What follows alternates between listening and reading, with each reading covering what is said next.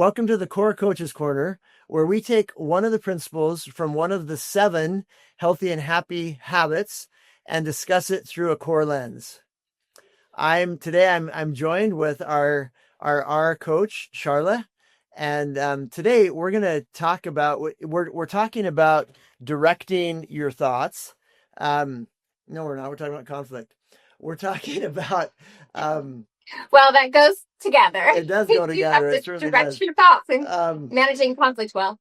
We actually had a question submitted from somebody that is a really good question that really gets at this. What we're focusing on this month is our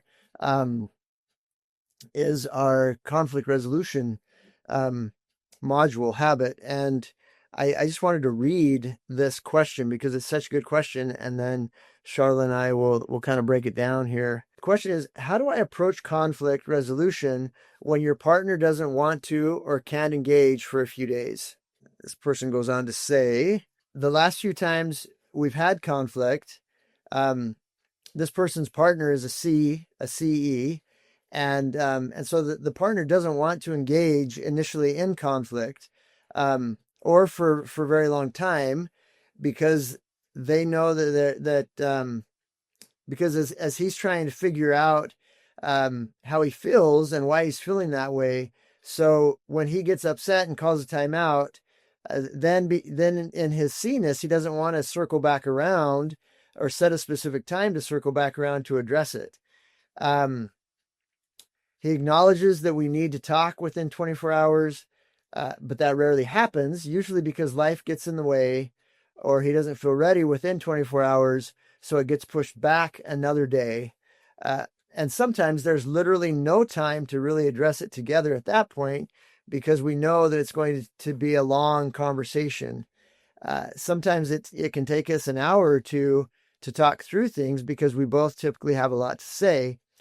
So when you don't have that much time in the day to carve out, the discussion just never happens, and it feels like we're either forced to move on and pretend everything is okay, or let things slide until there's another issue and the old wounds are sort of festering underneath. I'm not sure how to get us to a healthier place in terms of resolving conflict. So that is a super common thing that we hear with our coaching clients, and the whole purpose of resolving conflict, or the whole goal of resolving conflict, is to set it up to go well. And this dynamic is playing out between an R and a C, and this dynamic is something that I hear all the time. There's some really predictable aspects of both C-ness and R-ness that are getting in the way with this particular couple. And so let's talk about that and break it down a little bit. So, and some of the things that some of you listening may not be familiar with in our conflict resolution resources, one of the rules is that if things start to get heated, you want to call a timeout. And because if you get heated and you become emotionally flooded and the amygdala takes control, you're not going to be able to resolve conflict well. And Right. So it's actually really healthy to call a timeout. But in order for that to work, one of the rules that we have is that if you call a timeout, you need to come back around sometime within the next 24 hours to address what the conflict, to get yourself in a position within the next 24 hours when you will be ready to resolve the conflict in a healthy way. And so this highlights some important things. Initial thoughts, Sharla?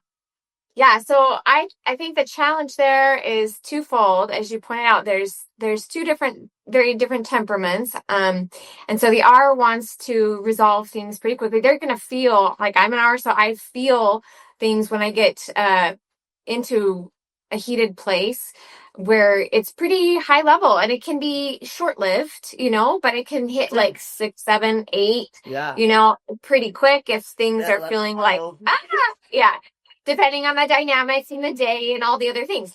But that can be problematic, right? If you're coming in, like we've talked about, too hot, then that in and of itself can create conflict. But you're also dealing with a C who needs time. They need time to be able to think through things, process their own thoughts, unravel what's going on inside. Yeah, totally. And they don't always want to engage in talking about those kind of things to begin with. Like, so there's a bit of avoidance that sometimes can surface. And whereas the R is like, let's address it quickly and move on. Let's not linger in this yucky place. I don't like the way I feel. I don't want to have this conflict with you. Let's just resolve it and move on. And the C's like, well, I'm not even capable of doing that right now. Right. So no. Right. Yeah. And yeah, so R stands for resolution, for any of you that don't know that. And the primary emotional process for the R brain is when something unresolved comes to the attention of the R brain, gets on the radar, it creates emotional distress, frustration. It bugs the R when something is on their screen and unresolved. And it's that frustration, that bugness, that drives the R to address whatever it is that's on the screen. And so R stands for resolution, and they want to resolve that emotional angst of the that the lack of resolution is causing them. And so one of the biggest challenges for R's in resolving conflict effectively is being willing to slow things down and to take time. And so the timeout in general tends to really violate the way that the R brain works, because the R brain wants to resolve it. Yeah. And so when somebody calls a timeout, most R's are like, are you kidding me? No, you're asking me to sit in the lack of resolution for longer than, and give space for 24 hours or whatever to do that. It's a really predictably challenging thing for the R. What do you see in your own R-ness or people that you've worked with in terms of that R dynamic of like, ugh? Yeah. So for me, again, it's when you're feeling the heat of those emotions inside, it's like, it's a lot. And it's a big ask to say to an R, I want you to sit on this for X amount of hours. Hold on one second. This is like trying to get me. Thank you. Stop. Okay. Siri would like your attention. Yeah. So let's see if I can regain my thought. So when you're feeling as an R, whatever the feels are, and somebody's like, put the brakes on that. Don't talk to me about it right now. Then you're like, oh, okay, that feels like a lot, But I will say it is necessary sometimes. But it can feel, well, here's two thoughts. So it is necessary because sometimes the sacrifice there is worth more than the increase in terms of like increase, meaning by that I mean like your win, like your own personal, like, I guess maybe it's a decrease would be a better word to say. So like the decrease in your emotion by being able to express it. Sometimes the sacrifice in being able to hold it and just create space is worth more in the long run, and particularly inside a relationship, than it is to just let yourself say whatever it is you want to say in the moment, because it's probably not going to be received at all. And maybe if it is at all, it's not going to be received well if you're going to try and force it onto somebody like a C or a CE combination where they really need the space. But what was I lost my other thought. Maybe I'll come back around. Let me comment on what you said there, because the research shows that most people will prefer, especially once they're in a conflict, most people will prefer to do it poorly than to not do it at all. Because when you don't resolve conflict, it just creates more and more distance in the relationship, and those things just pile up. And that's why it's so important to have tools in place to be able to know how to resolve conflict in a healthy way. And so for the R, knowing like, okay, I'm making space for this timeout because I love my partner and because I want this to go well. And that works. And kind of coming back to this question, that works a little bit. It makes it easier for the R brain when when they trust that they're going to be able to get to the resolution within 24 hours. Right. And that just reminded me of my other thought. So it was that because it's a big ask, it can feel like, well, I'm always meeting your needs. We always have to meet your needs first, and we don't ever meet my needs. Right. And then if you're not circling back around, especially within a certain time frame that they can count on, and hopefully it's not going on for days, then it can really be draining and create festering wounds, so to Totally. speak. And yeah, Or resentment maybe is a better way to put that. Just, hurt like that. I'm always doing what you need. Like, why are we always having to have space first, and then you never come back and finish with me? Like, Right. we don't ever get to talk about it. There's no healing going on. No resolution. Mm-hmm. Yeah, and that brings up another really important thing to keep in mind, that every temperament has things that very naturally align with what healthy is, and things that are incongruent with healthy. And we can't just say, well, you know, uh, my temperament doesn't do this well, so I don't have to do it, or we're not going to do it. Healthy doesn't change if you're an R, an O, or a C, or an E. Healthy is what it is. And so when healthy is different than the way that my brain naturally works, I can develop a skill, a process, or a partnership to help me do what healthy is that doesn't come naturally to me.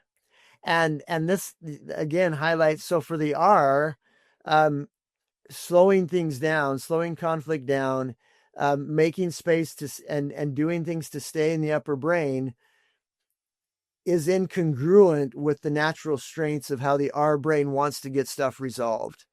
And so that's one thing where R-ness becomes a challenge.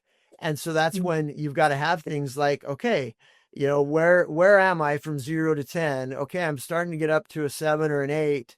I need to do something, or I'm going to become emotionally flooded here.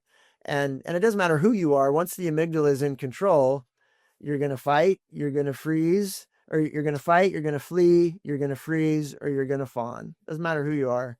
And so if you have skills like that, and that 24-hour rule is a really important one, and it's what's breaking down with this couple that we were talking about. Let's talk about C-ness there for just a second. So Yeah. So for this C, so C's the primary emotional process for the C brain is wanting things to get and stay settled. And when the C brain feels unsettled, it's really discombobulating for the C, and the C brain will want to sit and chew on something until it gets settled. But they don't want the discomfort of being, when the C brain is unsettled, it's like being in a sandstorm, and it's really hard to know how to think through things. And so as conflict starts to escalate, and for this client, or this the partner, I guess, of the person that submitted this, as he begins to escalate, as C-ness begins to escalate, and he starts to feel disorganized emotionally, his ability to kind of process and to think clearly, to even know what's going on internally, becomes compromised. And that's where the C brain typically does well with some space to be able to go inside and kind of work through things and let the sand settle a little bit. And there's a really, go ahead. I was just going to say, so I would love to hear what your thoughts are on how to help the C move forward, in terms of, like, we can't just keep delaying this. Like, Yeah. maybe you need that space, and that's important, and that needs to be gifted by your partner. Yes. But the gift they give in return, or that they need to focus, maybe not even in return, but just like, this is a focus I'm going to start with, is I'm going to come back to you. I won't leave you hanging. Yes. Even if you're not an R, like your partner's not an R, the C needs to make sure that they come back. Totally. And that's the difference between, So how do you encourage them to do that? yeah, that's the difference between a timeout and stonewalling. Okay, yeah. A timeout maintains the tether between us, and stonewalling cuts that tether. And I just want to highlight one other thing. So for you C's out there, um, this is a really predictable conundrum because being in the conflict is uncomfortable. And C stands for comfort and connection. Those are the two that emotion, that drive for emotional settlement predictably leads to the two primary motivators for the C of comfort and connection. And the conundrum here is that being escalated emotionally and things starting to get hot, which they can get hot when you've got an R partner, becomes uncomfortable for the C brain, and the C brain wants to get away from that. That's why they want to call a timeout, and that's why C's typically like the permission to call a timeout when things start to get escalated. At the same time, it's really hard for the C to want to circle back around to a conflict because that's uncomfortable. And so it's hard for a C to want to open the door again to something that they are pretty confident is going to be uncomfortable emotionally. And what I want you to see as a C, what I want you C's to see is that you C's more than anybody else crave connection, deep, meaningful, emotional. We all want that, but C's especially want that deep, meaningful, emotional connection. And so if you call the timeout, but don't circle back around, you're depriving yourself of one of your core needs. And so the system has to work to feed everybody involved. And if you as a C want your R companion, your R partner to give you space to let the sand settle, you've got to give them an opportunity to get the resolution that the R brain needs. And preferably before it goes on too long, because sometimes I know, speaking as an R, you kind of can lose that heat, so to speak. And when you lose the heat, you lose the ability to articulate about it in some ways, at least for me. It's like, okay, I can't even remember why I was that upset or what was bothering, why I was that anxious. Like, and I'm not even sure how to tell you about it in a way that's meaningful now that really helps me. Yes. I just moved on.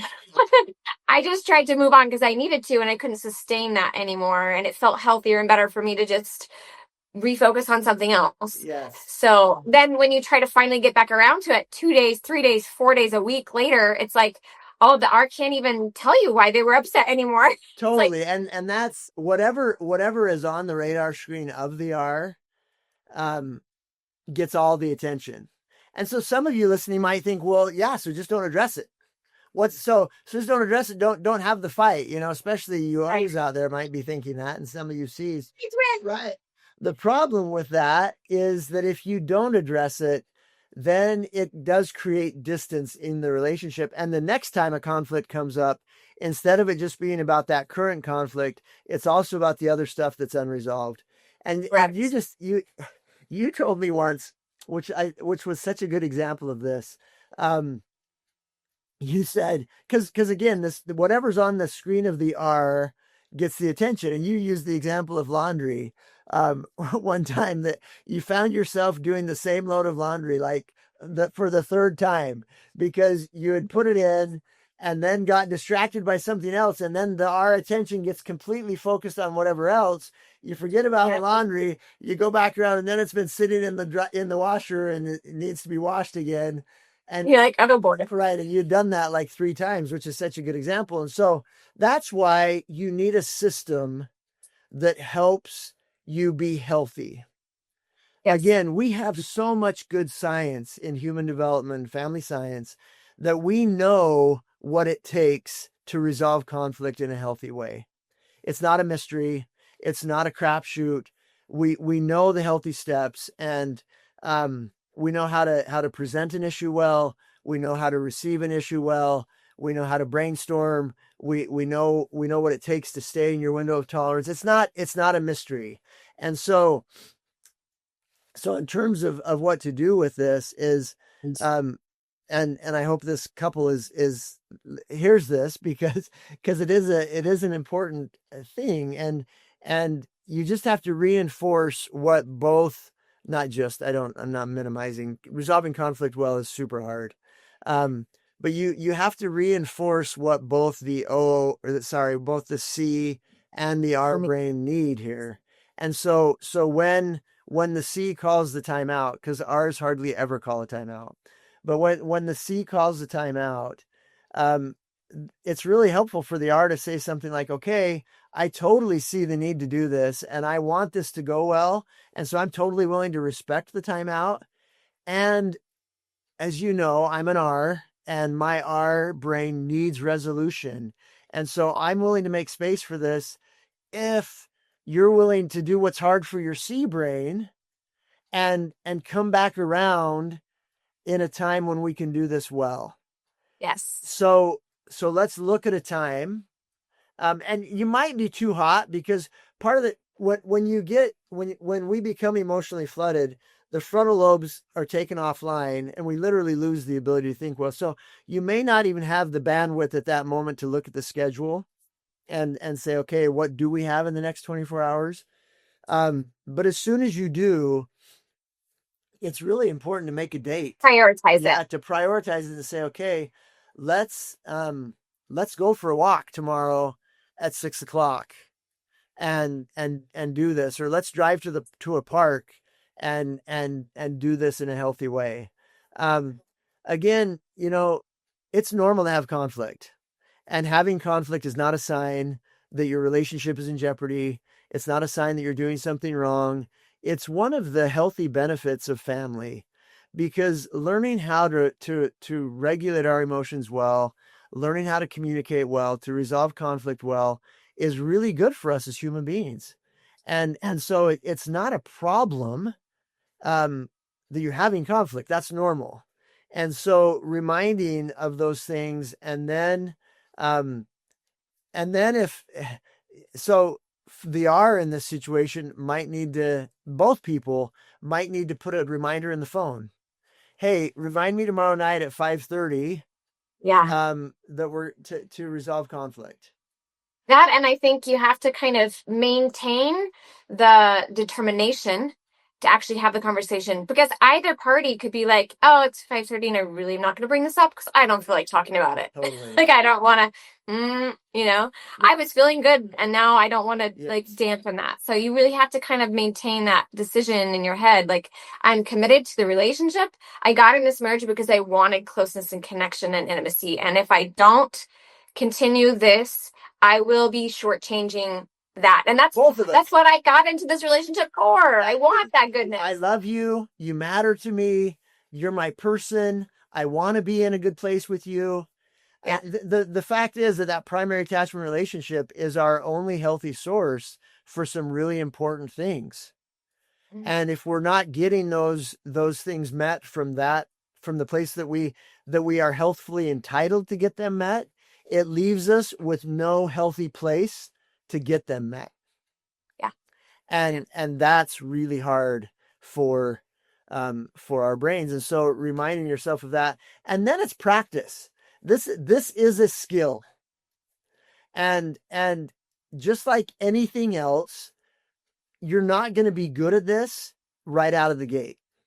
Yeah. It takes time to practice. It takes, and you might do one part of it really well for 10 times, and then you might be able to do 2 parts of it well for another 3 times, and then 3 parts. And so if you can give yourself some grace and allowance to practice and to get good at it, that's a really important part of this as well. Yeah. And I want to highlight something that you said that my brain just flipped back over to. You said there was a difference between stonewalling and taking the space. And I think one of the important pieces of that you kind of have to allow or get your mind around is that when you're creating the space for the timeout, it doesn't mean you're not connecting. And when they do connect, there needs to be an understanding that this is not pretending everything's okay. We're not just going to brush it under the rug. We're not just going to pretend everything's fine. And then when we're alone together, I'm really going to be short with you, even though I'm nice to you in front of other people. Like, there needs to be some genuine kindness still going on, even though this is not resolved yet. Yeah. And you might not be 100% sure what you need to say yet or why you felt the way you felt, but you're still working through it. So there's a difference between stonewalling and creating space, and that tether is important, and the way you interpret the tethering is important. And yes, and it super highlights the importance of working through the conflict, because until we do, it it will not feel good, right? It will feel Right. like there's angst between us. And remembering that, you're in this for the long haul. This isn't a weekend hookup. um this is a long-term relationship, and so you can push pause for a minute and have it not jeopardize everything in our relationship. And we can continue to parent together. We can continue to run our household, and we may not feel really connected, but we can still be cordial and kind. And we can also use that to, I mean, I'll share. Last week in my marriage, um Ellen and I had some I can't remember what we were fighting about. We had a fight and had some conflict, and things didn't we weren't close. They didn't feel good. Right. The conflict had broken down. We had taken a time out, not as healthfully as we should have, but we had taken a time out and disengaged. We both knew we still needed to circle back around to it. And I hate how that feels. I hate how it feels when I'm not good with her. Mm-hmm. She's my secure base, and and I rely on that a lot. And just the emotional settlement that comes into my life when we're good is Mm-hmm. a huge benefit in my life, in terms of my feeling valued and my feeling safe and emotionally organized. And when things aren't good between us, I feel less settled emotionally. That's what a primary attachment figure and a secure base does, is it helps us get Right. and stay settled emotionally. And so Well, um and we had tried to talk about this a few times and it didn't go well. And so then she smartly sent me a text. Texting is a great way to slow things down. She sent me a text, and it kind of outlined her feelings. I was able to respond to those, and then I sent her a text back outlining my feelings, and it got us back to a good place. And good. but you mentioned the key component to that is, I wanted to be in a good place with her, and she wanted to be in a good place with me. And Right. and you've got to hold on to that, because that desire to be in a good place with you as my person motivates us to do healthy things. Yeah. When I Comment. become apathetic or indifferent about that, then my willingness to do healthy behavior goes way down. Oh, yeah. Yeah, totally. Yeah. So commitment level, fierce commitment level to the marriage, to the relationship, to the healthiness of your life, the overall happiness. That's why we're the healthy and happy group, right? Because it all ties in, it matters. And ultimately it's worth the sacrifices that it requires from each temperament in order to meet in the middle in a way that's going to create constructive conflict instead of dividing conflict. Totally. Yep. Great insight, Sharla. Great conversation. Yeah, I agree. Appreciate your time. Hopefully, you guys have gleaned some good stuff from that.